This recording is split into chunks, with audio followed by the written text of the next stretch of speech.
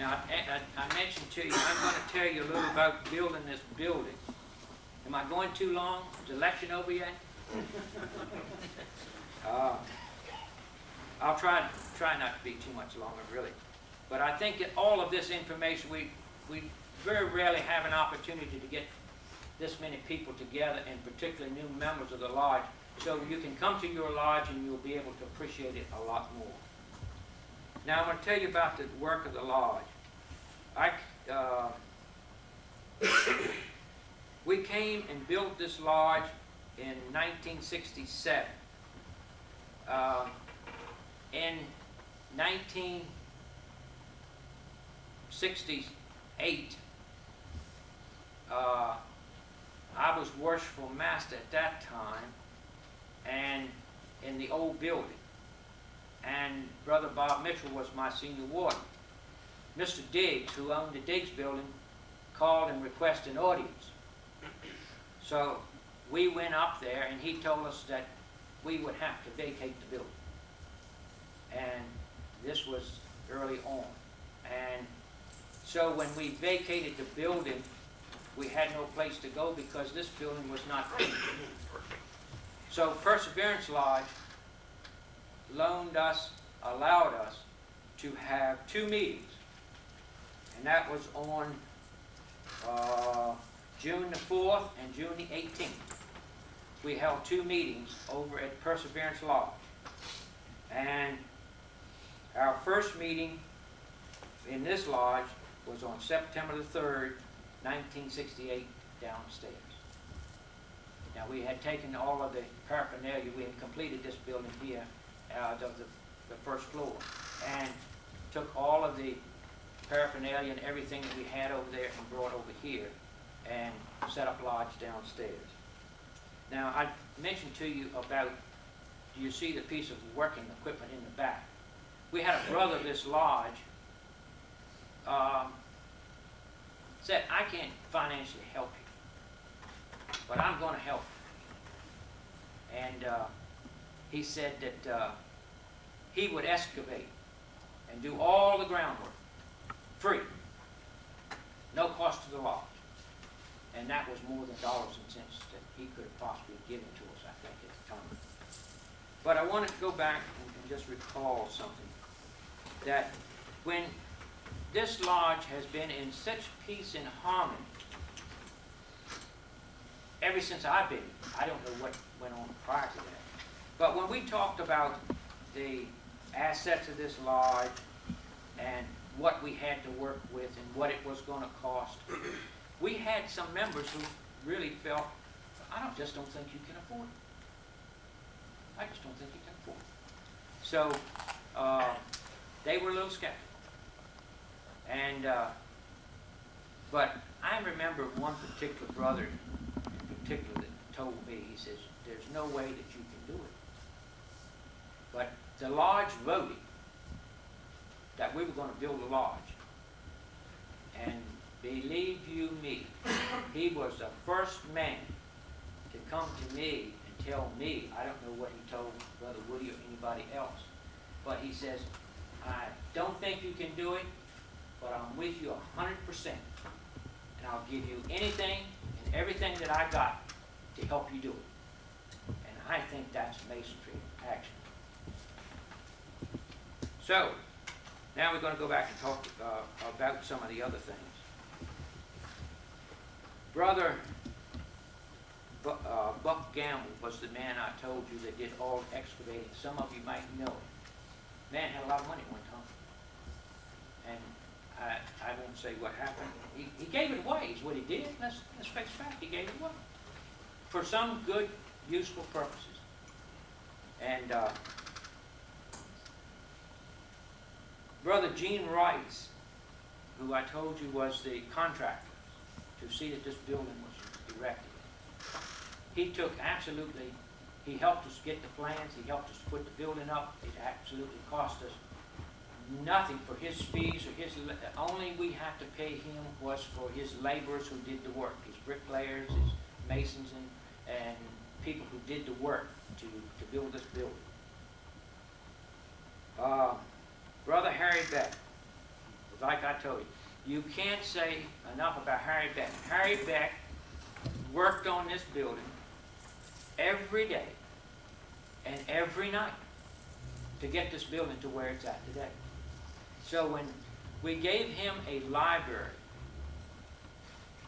we only gave him a small payback for what he'd done for this lodge.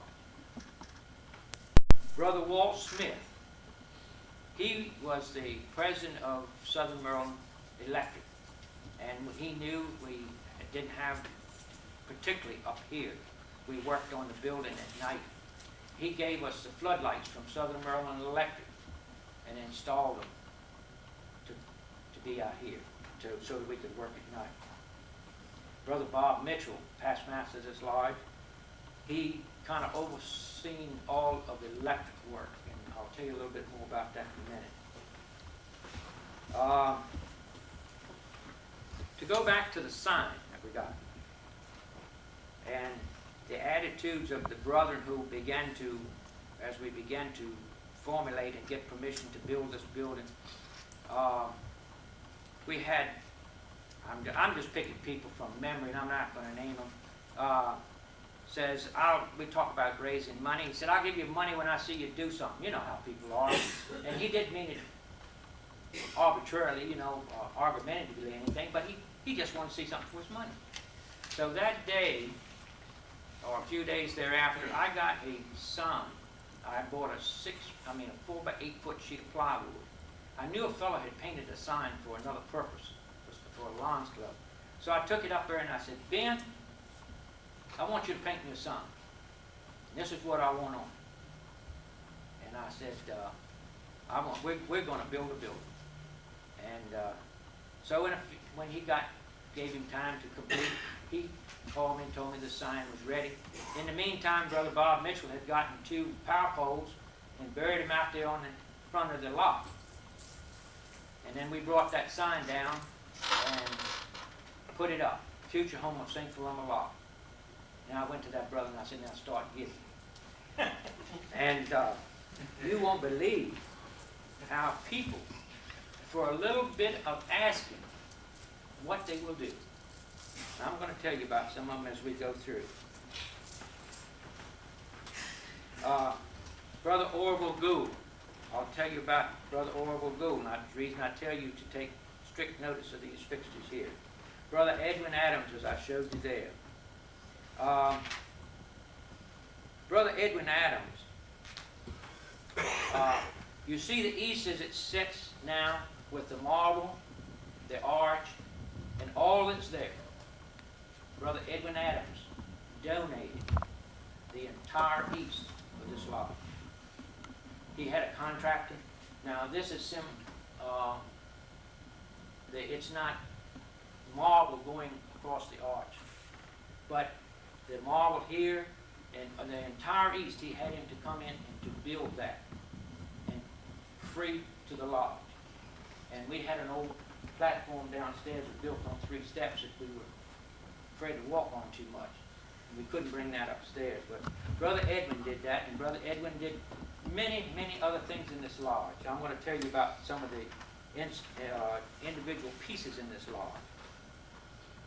Brother Orville Gould, past master of this lodge, later demitted to Thomas J. Sharrock Lodge, spent hours, took a vacation to come here to help us to work on it, to put the lodge together. And just many, many things. Brother Woodard Montgomery, he just come here and just did anything. Just tell me what you want done. And these are the people that we've really got to appreciate. Brother George Thompson, he came here and he's a past master of this lodge now, but he wasn't at that time. And painted, helped put up paneling, do just any job that was needed. I would sit at night, or I had a little corner grocery up here, and I would get on the phone and say, we need this or we need that, and we've got to get this done, we've got to get that done before we can do this. And people would just come and help. All you have to do was ask. Now, Brother Henry Pierce, and later, after he came into the lodge, he was just helpful. And he could tell you what he did. I don't need to tell you what he did. Anything that could be done, Brother Henry would do it. Sam Kimball passed out of this lodge. Later years, after he came into the lodge, he was just helpful. And I could go on and name name after name after name and tell you. You know, the lodge was not like it is now at the beginning because of the library that they put in now. That wasn't there originally. We didn't even have that. Like I said, brother, I've got to point out some of the special donations to this lodge. Oh, and I want to tell you about. I'm going to tell you about that old lady and that old gentleman in there. Picture there. Their name was Joan. And in my little corner grocery up there, we have in the paper we had advertised we were going to build this building, and she came in this little grocery store I had, and she said, "I see you all going to build a lodge." I said, "That's right." She said, "Well, my father was a mason." And I talked to her, and she says, "How are you all going to build that thing?" I said, "Nice people like you will help us." And so I said, "Don't you want to buy some bricks for the lodge?" She said, "I might." And she gave us a donation. So the day of the cornerstone laying, lo and behold, here she comes, her and her husband. And I went up and spoke to him, and I said, "Sir," and she said, "I come down here to see where you put my bricks." So I told her bricks was going to go right next to that cornerstone. So there's little things. Another brother, I don't know what relation he is to Brother Woody Montgomery, but it was a fellow by the name of James Montgomery. Nice old gentleman. And he spoke to me about the same thing, and I said, "Well, it's good. Good people like you are going to help us." He said, "Well, I'm a mason, but I don't go to lodge." Well, I said, "That's all right. We don't care. You can still help us." He said, "I'll think about it."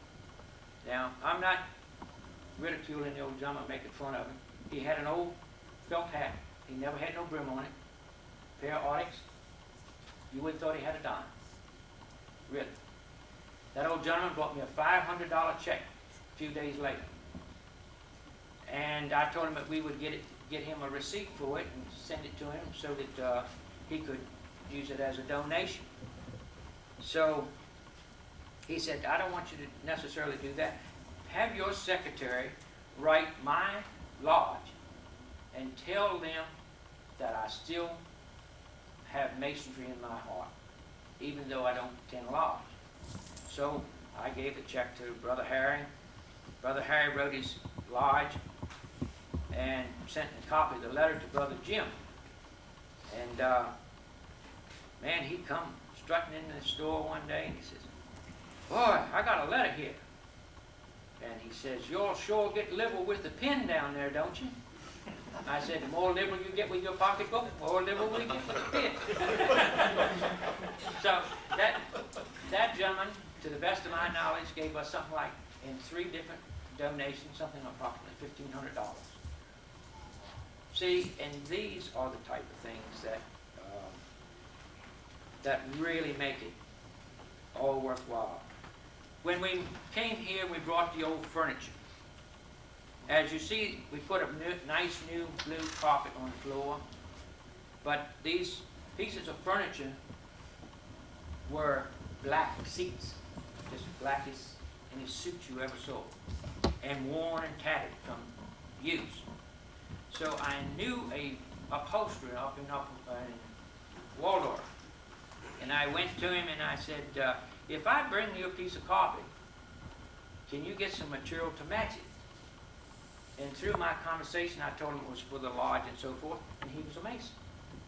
But he never attended lodge. So he said, "Sure." So I said, "Well, come down, get the car and go with me, and we'll go down to the lodge and we'll look at the furniture and see what you can do with it." Okay, we came down here. He says, "I'll tell you, you bring me 2 pieces every other day, and I'll take care of it and reupholster it for you and put the vinyl that, or leather, whichever it is, on the furniture for you. So I carried him. I had a pickup truck. We carried him 2 pieces up, bring 2 pieces back. 2 pieces up, 2 pieces back. So when he got through, I asked him what we owed him. He says, nothing. Absolutely nothing. That's my donation to your lodge.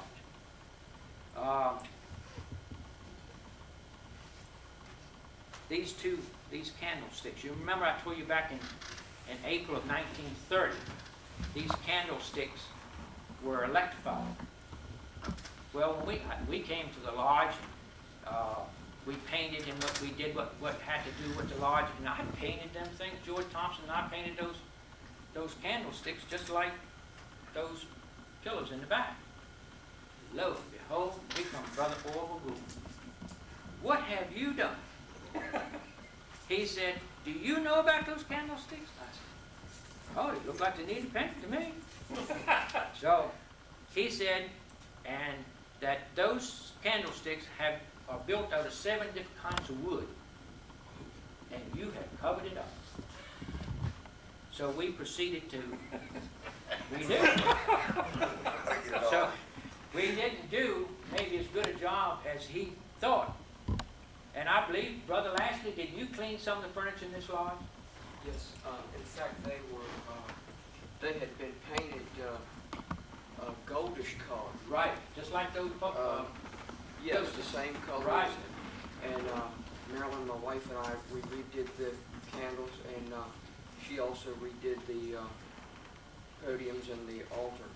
Right. Probably about 5 years ago, 6 Right. years ago.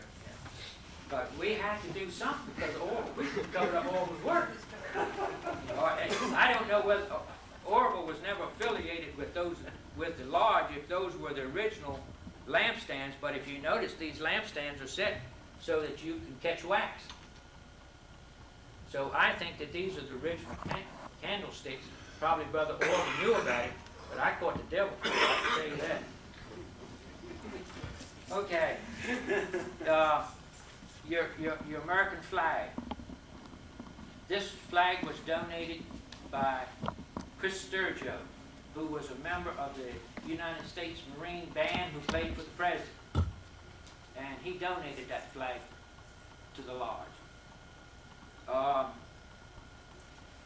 The old letter G that you see was here that just recently got broken. That was painted by Past Master Paul Hicks. That he was a cartoonist for Disney, and he painted everything backwards. He painted from the backside to make it come out looking right to the front. I don't know how you do that, but Brother Bill Quaid said he used to have him. He had a service station, and he had him decorate his windows for the holiday season. And said Brother Hicks would come right in there and said to set his paint bucket down on the inside, and he'd just stand there and he'd just paint and paint and paint and never go outside. And there you go. When you walk outside, it's a perfect seasonal picture. Christmas picture, Thanksgiving picture, whatever it was. But he was a cartoonist and he was talented in his work. I told you about... So I took the old one we had on the window shade that had gotten torn and tattered, and I took that one up there. I took that up to him and told him I got a new window shade I wanted him to paint this to put in the lodge. And Brother Ben Davis painted that when he wasn't even a Mason. But you know that man became a Mason after that. Very interested and a very good Mason. He's the one that prepared me. Yeah, So okay. I came into the lodge. Is that right? So there's really some real people in this world. All you have to do is ask and you shall receive. This ceiling that you see here, this ceiling was blown in by a brother who does that type of work generally. Now, he called Brother Harry and told Brother Harry, I'm going to be there Saturday to put the ceiling in. Well, merciful fathers, you can't do that. we haven't even put the lights in yet. You know, the wiring for the lights. So what I do, I get on the phone and call Brother Mitchell, and I call every brother that I can possibly get. And we pulled, on Friday night, 2,500 foot of wire through this building. And set every light for every fixture, so when he blew the ceiling on Saturday, that it would be ready. Now, you know, this is chicken wire behind it and all that good stuff behind it that they blow those ceilings in. Now, he did not charge us anything at all to do that. The only thing that he charged us for was material and to pay his labor. But I had to furnish him lunch. So what I did, I had a little corner grocery up there.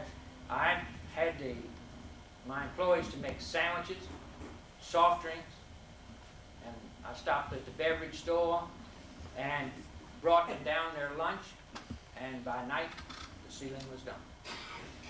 And I think Brother Carl, this same brother blew this ceiling in, blew the one in for your lodge, if I'm not mistaken. You Along with Seek Pleasant Lodge? Oh, yeah, right. Now the kitchen cabinets downstairs, I'm taking a lot of time. I'm going to try to quit by 10 o'clock. The kitchen cabinets downstairs, we had a kitchen but had nothing for it. So I went to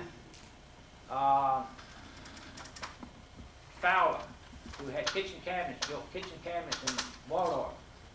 And kind of eased up to him, you know, and I said, you ever get any cabinets that don't fit and you have them returned and this type thing? And he said, yeah. Well, I said, we built a Masonic Lodge down in La Plata, and told him the story and so forth, and we don't have no money. And I said, so anyway, he said, let's get in the car and go down there and look at it. So we got in the car and we come down there and looked at it. He measured it up, everything. He said, okay, I'll let you know when I have something for you. So a few weeks went by, he came back, or he called me and he says, Cliff, he said, I got them cabinets, but he said, I ain't got time to put them in. He said, I can take them down there and set them, but I can't put them in. I said, man, that's all right. So he and I brought the truck down here and we took these cabinets off and set them in the middle of the floor. And we eventually we put them together ourselves and arranged them and so forth.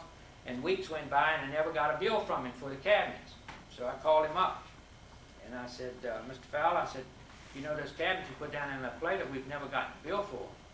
He said, if you never get a bill, you never have one to pay. So they are free. These light fixtures are the second go-round on lights fixtures in here. The first light fixtures were donated by Brother Harry Beck and Sister Dora Beck. They were globes, round globes, and they really met our need at the time, but I don't know, maybe Brother Harry and Sister Dora replaced these later on, I don't know. Brother Cliff, do you know where the globes went? No. Perseverance Lodge. Is that right? They just took them down Is that right? Well, this summer. And these lights were bought from Branch Electric when Sam was worshipful master at the Cornerstone Corporation. Bought these lights when we painted the ceiling in '85. right, right. The seats that you're sitting in, the little store behind those too. An old theater, downtown Washington, was closing up or refurbishing, I'm not sure which. And Brother Harry said to me, he said, we've got a chance to get some seats.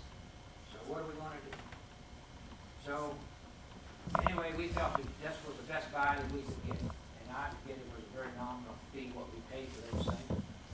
But we really couldn't use them at the time. Now this, we're talking back, we got ready for this in about 68, 69.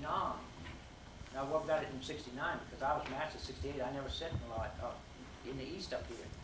And so when we moved, we had to store all these old seats. We went and put them someplace until we got ready for them up here. So that's what we did. But you can imagine, these are used seats to start with. So what we did, we brought all these seats, and Brother Edwin Adams and myself, and I'm not sure who else, came and sprayed. We took all the seats and backs off, and they sprayed all those black before we brought them here and seated and put them down. And then, after we did that, we taken and cleaned all the seats. My wife came and she was cleaning seats, and we were taking seats off and cleaning seats and everything. So all those seats were cleaned and replaced, and we took the old seats we had an ample and we didn't need. We took the best seats off of, cushions off of some of the old seats, and we made the best of what we had. But Edwin Adams, my wife, myself, and of course, goes without saying, Harry was here, and probably Dore, and I don't know who else. But we worked all day long on these seats, putting these seats in and cleaning.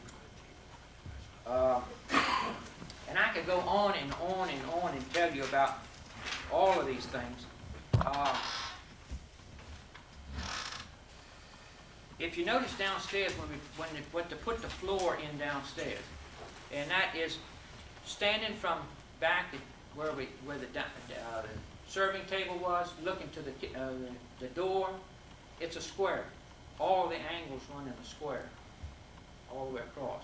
Brother Harry designed that and had that put in that way.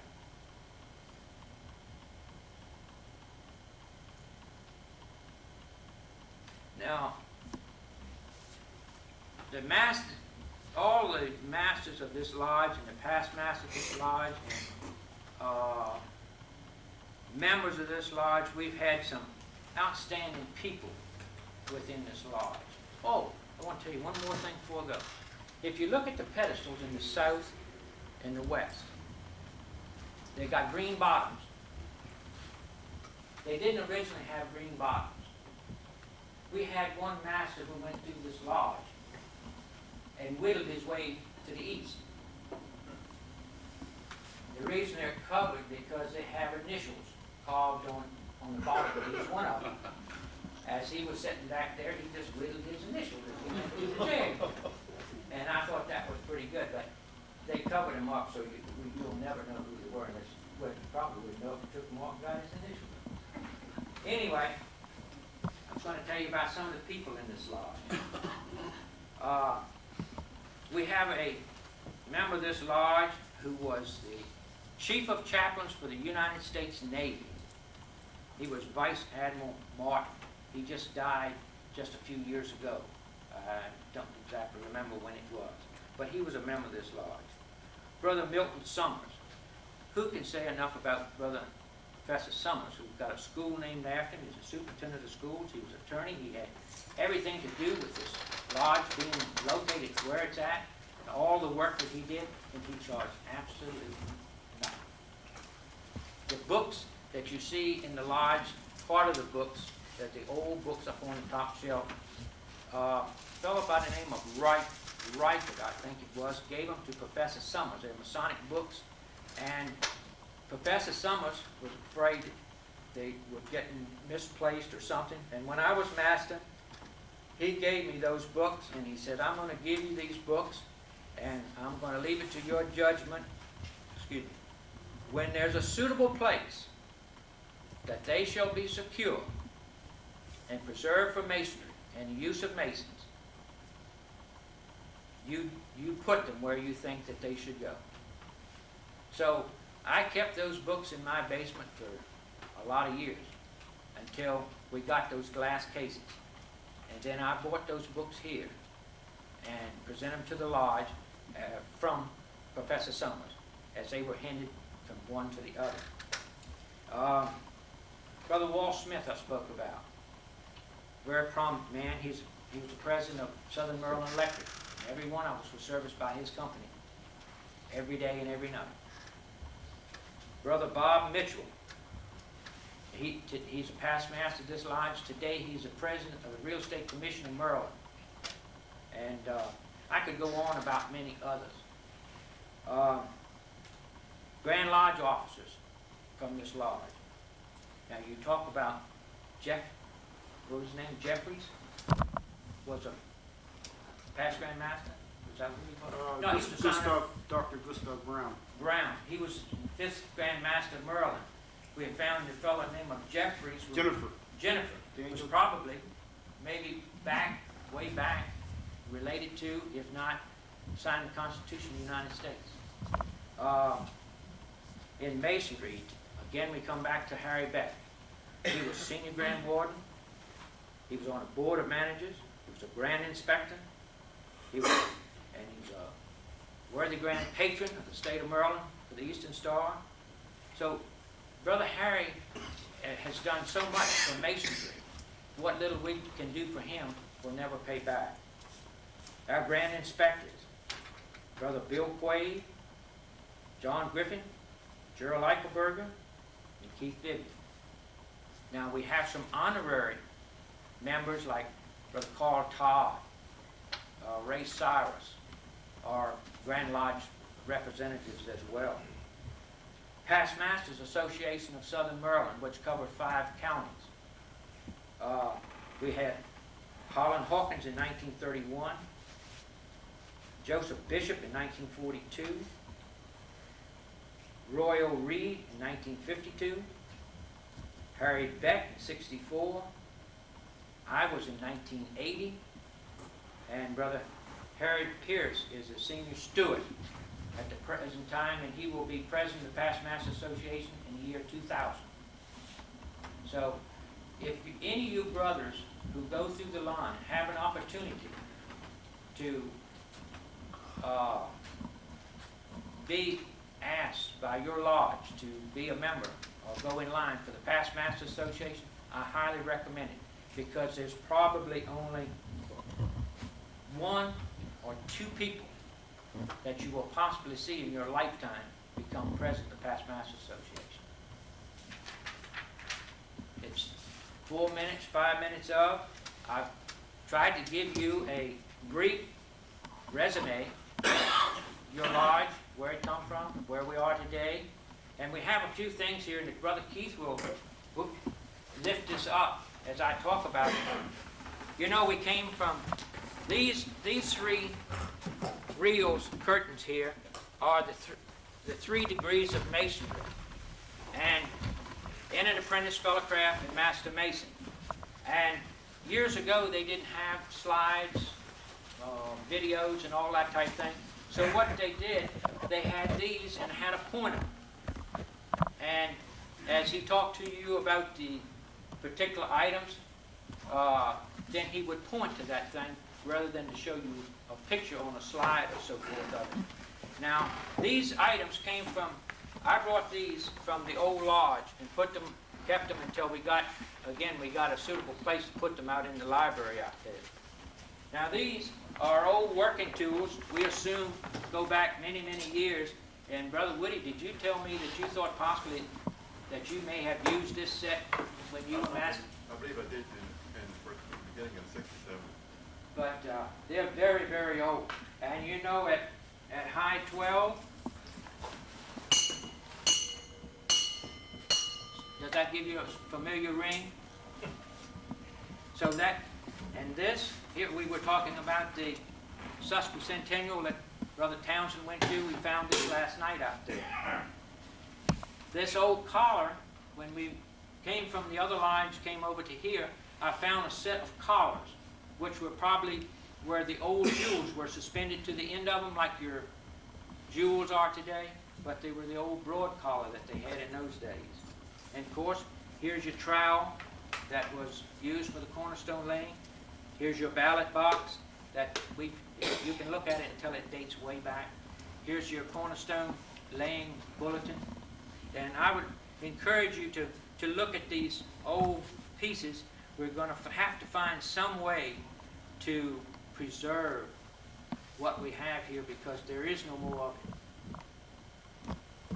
And all I can say, brother, is that I just thank you for the opportunity to talk to you.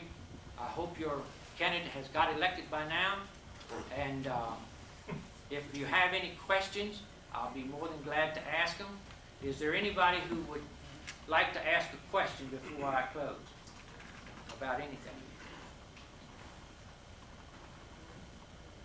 is there, if you think of something, I was just wondering if on the tape, the VCR tape, was there any chance that you could possibly have it reproduced and word some of it and put it on sale to us as well? we're working on it right there on your desk. I don't know how much of it come out. Brother Carl has got a, I've copied Sound. everything you've said here so far on mine.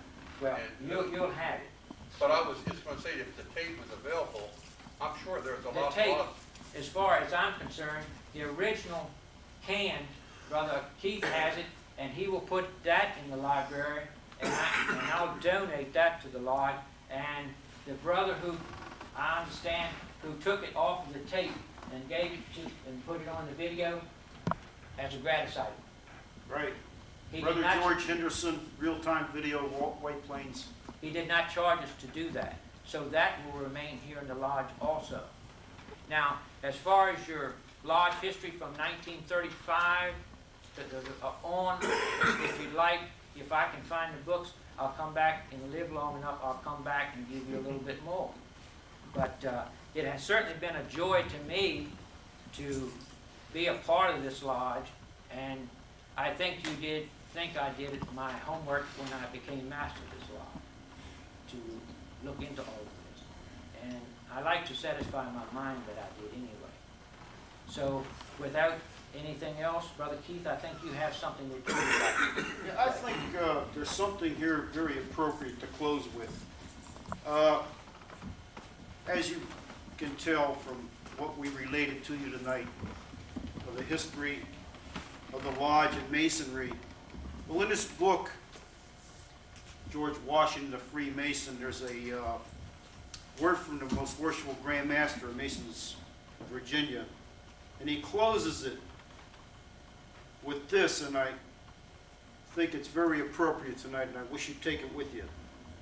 It is the responsibility of today's craft to hold high the torch. We did not light its glow. 'Twas given us by other hands, you know. I think it started down the pathway bright, the day the Maker said, "Let there be light." That's anonymous. Thank you. Thank you, brother.